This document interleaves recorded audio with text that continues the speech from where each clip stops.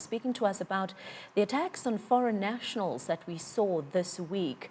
Now, the Democratic Alliance leader, Mmusi Maimane, is holding a briefing on the outcome of the party's federal executive meeting. Let's go live now to that briefing. Put an economic plan that will be able to resuscitate our economy. Some of the initiatives that we've put, and I want to table 10 points that in a debate of national importance that has been acceded to in the National Assembly, we will begin to argue and advocate for this. This is starting with the biggest threat to our economy, which is Eskom. Not only does it threaten in the delivery of energy, but also in its fiscal sustainability. So we're proposing that Eskom, and we'll continue the fight, that Eskom must be split into two entities. Furthermore, we believe Parliament must pass the Jobs Bill, which will make it easier for investment to come into South Africa and for micro-enterprise to be stimulated. We have the view that there must be a comprehensive spending review aimed at ensuring that there's efficiency in spending, that what is the nature of that spending in the government, and the future of spending priorities. Whether you and I like it, the reality is South Africa will fast run out of money unless we review what our spending priorities are. We have to move ahead and place SAA under business rescue. We have to scrap legislation like BEE and replace it with pro-growth and real broad-based inclusive policies that will ensure that, in fact, more South Africans are able to participate in the economy, particularly Black South Africans. We want to ensure that we roll out a voluntary civilian year for young people. We want to ensure that there's a tax incentive that is given to job-creating, in fact, exercises. So if you look at even the manufacturing sector, the reduction in tax can ensure that more people are able to set up manufacturing plants that can employ more citizens. We have to, fellow South Africans, reject policies that are not going to help us create work. And some of those are expropriation without compensation or the amendment of the Constitution. Land reform and land restitution is part of our program, and it is being done. And we are fighting a very significant court case in Limpopo that is being driven by Mr. Rakasa to ensure that more South Africans can be able to own land in that regard. The issues of the national minimum wage and the nationalization of the Reserve Bank are policies that are in fact job killing, not job stimulating. Ninth, we want to cut the public sector wage bill. And 10th, we want to ensure that government does everything in its power to build an environment where job creation can take place and micro-enterprise can be stimulated. We note with great concern, as I've traveled through provinces, that even in a province like the Northern Cape is beset in a drought. This has had a profound impact on the agricultural sector, but also in farmers in the community. And therefore, I call upon all respective provinces that droughts must be, in fact, declared provincial disasters so that the necessary resources can be given there. We have to act together collectively, and that's why Parliament must have this debate and must come up with tangible solutions about how to rescue our economy. For it is where the citizens of our country deploy public reps to ensure that we debate the economy and put plans on the table that can ensure that we stem the tide. We are beyond the point where we can argue that this side of the boat is leaking. We are all, as a country, facing an economic crisis. I want to hand over now the public protector and the president in this regard. Thank you very much, Mmusi, and good afternoon, ladies and gentlemen. The Federal Executive over this weekend reaffirmed the party's stance that the public protector advocate Kobani is unfit to hold office and that Parliament must institute an inquiry as soon as possible, as was requested by the Democratic Alliance. The DA was the only party which objected to the public protector's appointment almost 2 years ago, citing the very concerns which have now manifested themselves in the daily operation of her office.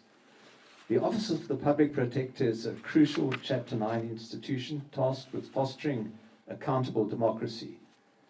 Under Kobani's tenure, it has been reduced to a combative arm of a certain faction within the ANC. She lacks both the impartiality and technical ability to justify her continued occupation of the role of the public protector, and there's little evidence to suggest otherwise. She must be removed at once. Notwithstanding this, it must be made clear that the questions around her impartiality and ability have nothing at all to do with President Cyril Ramaphosa's wrongdoings as it pertains to Bosasa. Mbekwane's unfitness to hold office has no bearing on whether the relationship between Bosasa and the President is corrupt, nor whether he lied to Parliament. Ramaphosa's misleading of Parliament and his and his son's dodgy dealings with Bosasa are all established facts, independent of the public protector and her supposed agenda. We will continue to monitor President Ramaphosa's review application as it pertains to the public protector's report into his dealings with Bosasa. We will not relent in our pursuit of accountability, because the principle of equality before the law must be upheld, and the office of the public protector must be respected regardless of whether the incumbent is fit to hold office. This coming Thursday, the 22nd of August, Mmusi Maimane will go toe-to-toe with Cyril Ramaphosa in Parliament on this matter during the scheduled oral question session. Presidents and their families who abuse their power for their personal benefit must be treated equally before the law and held accountable for their actions, and President Ramaphosa is no exception. And I also now want to turn our attention to another factor, which is all of us as South Africans are very conscious of the need for the provision of universal health care. We believe that citizens must be entitled to get quality health care at primary level, secondary and tertiary level. To this end, we as the DA have proposed the Sizani Healthcare Program. This will ensure that we achieve that objective by making sure that, in fact, we fund it through the current budget envelope, which includes tax benefits for currently afforded to medical aid clients. We want to strengthen the role of primary healthcare institutions in many communities, want to invest in the provision of maternal and child health services, and we want to reinforce the powers of the provinces as key delivery agents for healthcare. We are of the complete view that if you put the appropriate interventions, you can give South Africans a quality healthcare system, and that medical aid companies would be used as a top-up measure for those South Africans who choose to use them and can afford to do so. It's about, equally so, making sure that we partner well with the private sector and allow that industry to continue to thrive. Ultimately, we have to improve on competition, we have to drive up quality and ensure that every South African has access to quality healthcare. This is our approach to achieve universal healthcare. We therefore, in that light, reject the ANC's policy proposal of national health insurance. That particular program is born out of a different reality. It assumes that the state must be at the center of the provision of healthcare. It is in fact the nationalization of health.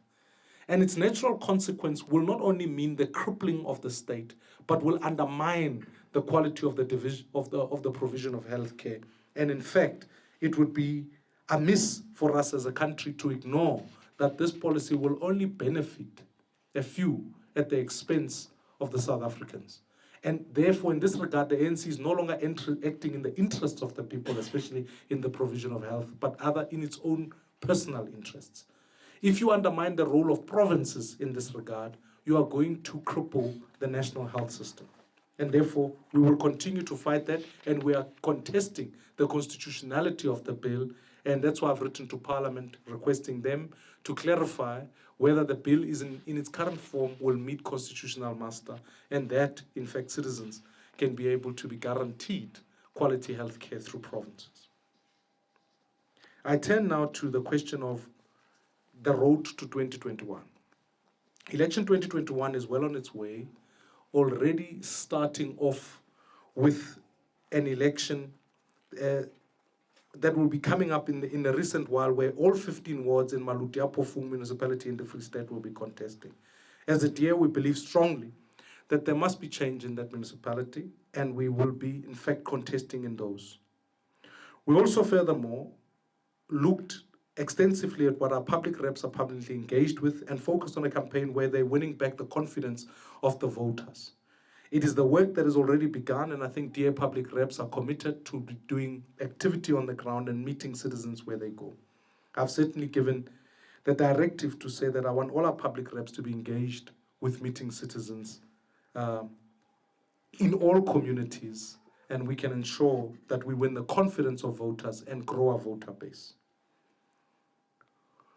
As we focus on election 2021, like any other citizen, I'm deeply concerned about another Chapter 9 institution, which is the Independent Electoral Commission.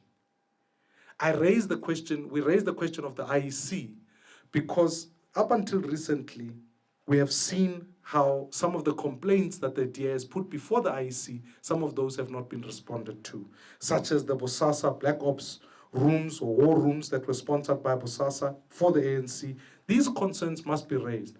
We are equally concerned about the recent judgment and the progress that was made on the voters' roll, because we must prepare now for election 2021 and make sure that voters' roll has the integrity that it needs.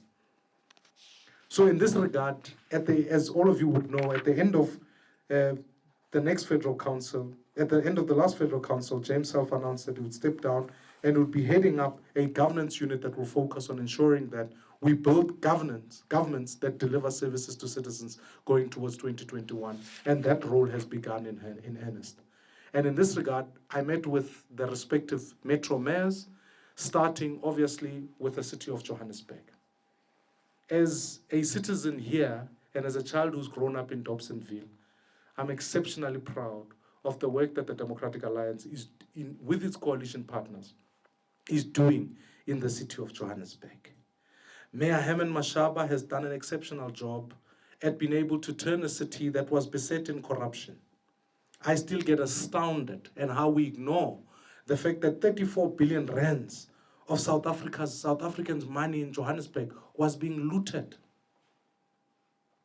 I'm astounded by the fact that there are already now over 5,000 cases of corruption. Mayor Mashaba has already introduced 44,000 EPWP job opportunities. He's extended operating hours of more than 22 clinics. There's been an introduction of a further 1,500 metro police so that we fight crime. And more than anything, for me, it's not me just saying it as a citizen of Johannesburg that says Johannesburg is in a better space than it's ever been. It's the fact that in the customer satisfaction survey, Johannesburg has shot up by 12 points from 73 from 61 to actually 73 in 2019. So I think it's an exciting thing. And when we look at the investment culture in Johannesburg, it's clear that in the 2018-2019, the city of Johannesburg has already attracted over 17 billion rands in investment. This is a city at work. This is a government that is working for the people. And Ntate Mashaba, who sits here with me, federal executive, wants to reaffirm its complete support for the work that is being done in the city of Johannesburg and affirm that we stand right with Mayor Herman Mashaba, and it is our plan and our intention that we must continue the work of changing the city of Johannesburg into this place of innovation, in a place of change where citizens can be proud to work, live, and play. So Ntate Mashaba, this frivolous motion of no confidence, I don't know if you want to speak a little bit about it.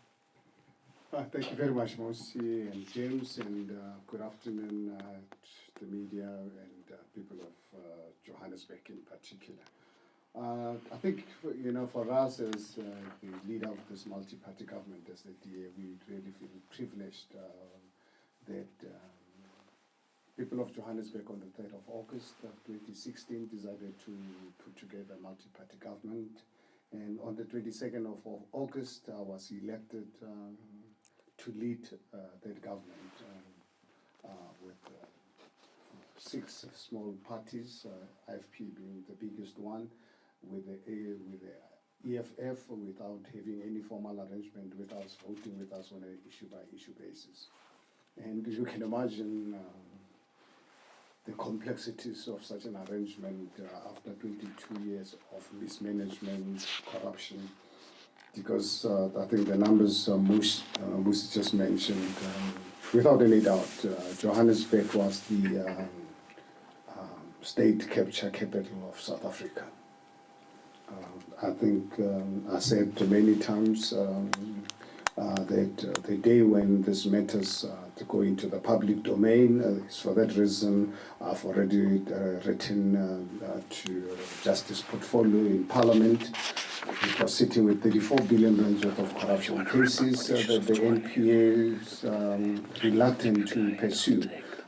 Forced me to ensure that Parliament, this matter is brought to Parliament. And you remember the last press conference I addressed with Mmusi and the party. I said the day when this matter gets into the public domain, Nkandla is going to look like a Sunday school picnic, and President Jacob Zuma is going to look like a saint. You will see when that I'm waiting for Parliament to invite me for oral presentation, and I'm ready anytime because the files are ready, and we need an explanation as to why people are not serving long-term jails.